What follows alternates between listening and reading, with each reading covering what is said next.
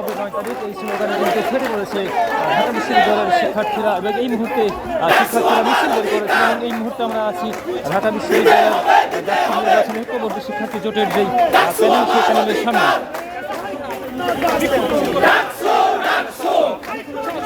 এবং ছাত্র শিবিরের শিক্ষার্থী জোট ভিপি প্রার্থী সাজিদ পায়েল মিছিলের নেতৃত্ব দিচ্ছেন তারা স্লোগান দিচ্ছেন যে হাইকোর্ট না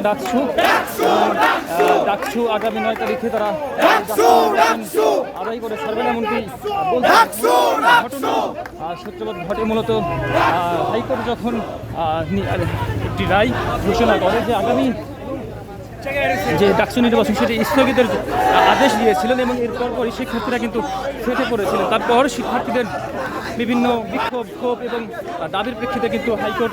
রায় পরিবর্তন করে এই রায়টি স্থগিত করে রেখেছেন এবং শিক্ষার্থীরা এই স্থগিত রায়ের পরে কিন্তু আবারও তারা মিছিল করছে এবং তারা দাবি জানাচ্ছে এবং তারা পুনরায় এই ধরনের রায়ের প্রতিবাদ জানাচ্ছে এবং শিক্ষার্থী বলেছেন যে এই ডাকসু কোনোভাবে যদি ব্যাহত হয়ে যায় তাহলে জুলাইয়ের যে আন্দোলন জুলাইয়ের যে সফলতা সেই সফলতা ব্যর্থ হয়ে যাবে এমনকি জানিয়েছেন।